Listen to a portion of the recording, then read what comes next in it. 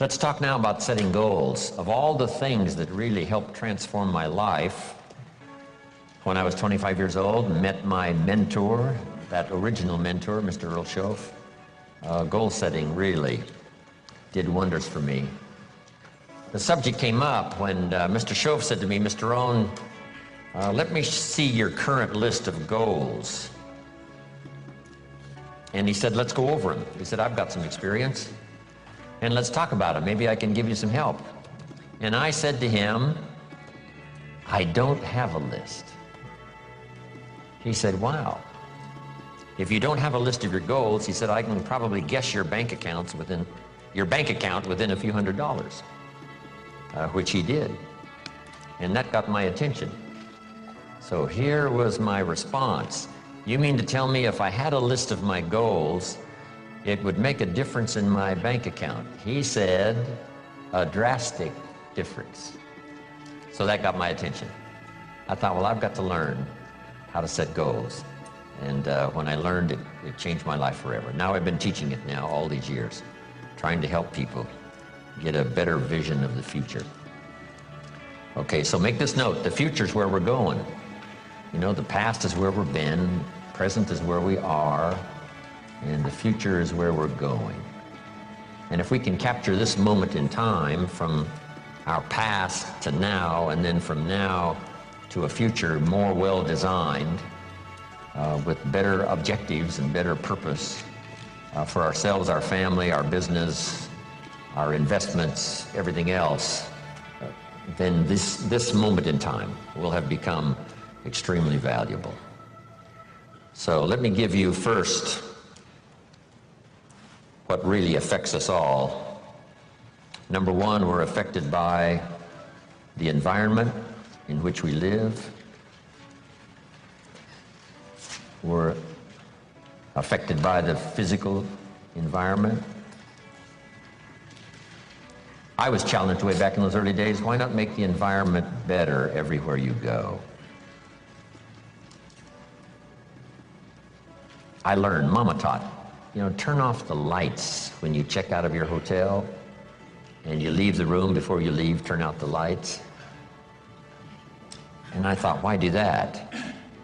And here's what she said, to make a contribution that's so easy. Wow.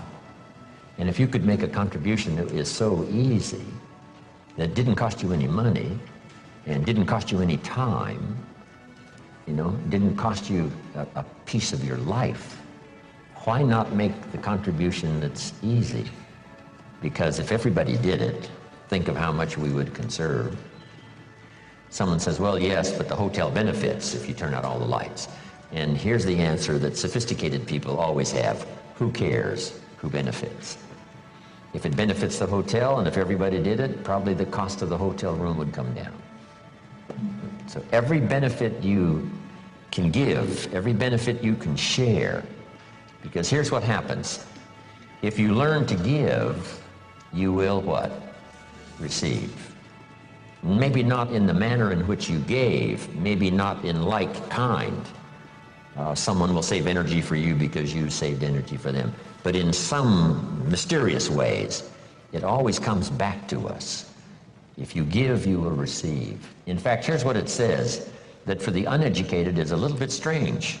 It says it's better to give than it is to receive. Now, see, if you didn't understand, you would say, that doesn't quite make sense. Surely it would be better to receive than to give, and the answer is no. It is much better to give than to receive. And here's why. It's what we call having intelligent self-interest. Nothing wrong with self-interest as long as you do it the intelligent way. Here's the key. Giving, it's better to give than it is to receive because giving starts the receiving process. So to act intelligently in your own self-interest, which is good, it's much better to give than it is to receive. Because if all you do is receive, that may be very limited. But if you give, and giving starts the receiving process coming your way from unknown resources and from unknown places, Back it comes around to you because you became a giver. That's one of the unique mysteries of life. We give to receive, and it's better to give than it is to receive. So that's what Mama said. Turn out the lights, make a contribution.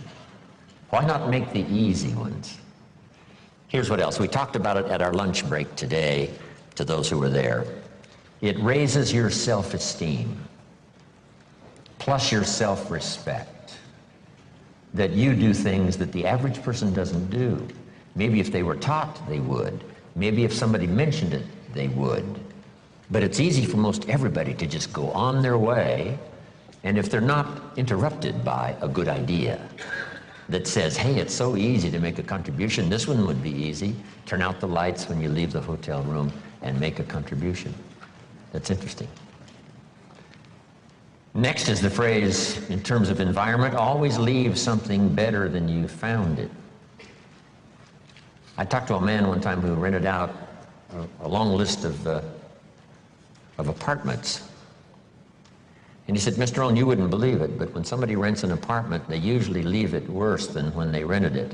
I said, you've got to be kidding. He said, no. A high percentage of people leave it trashed. If they stay 6 months or stay 1 year, they leave it trashed. Not just not better, but trashed. I said, that's impossible. Why would anyone do that? Mama said to me, no, leave it what? Better than you found it. See, that's just a commitment to your own self-esteem. And why not do it if it makes a contribution to your self-esteem? It's called intelligent self-interest. Intelligent self-interest. Self-interest says, I wish to be ruler over many. And intelligent self-interest says, I understand how to do that. Be faithful when the amounts are small. If you'll take care of the few, we will someday give you a position of very high importance over many. But if you don't be disciplined when the amounts are small, why would we trust you when the amounts are large? Brian mentioned that earlier. Why would life give you a fortune to manage if you couldn't manage the gifts of a few? Interesting philosophy to consider, okay? Your own self-interest. Leave the contribution. I'm even aware of it when I leave a restaurant and I get me a toothpick, right? And you take off the little cellophane off the toothpick. It's easy to throw it by the cash register, right, or somewhere where it looks like other people have done the same. Mama said, put it in your pocket. Somebody says, wow, a little piece of cellophane, what difference does it make? It doesn't make that much difference, only in your self-respect. Take your trash home and deposit it. How much does it cost to clean up the trash on the highways in America? Mega millions.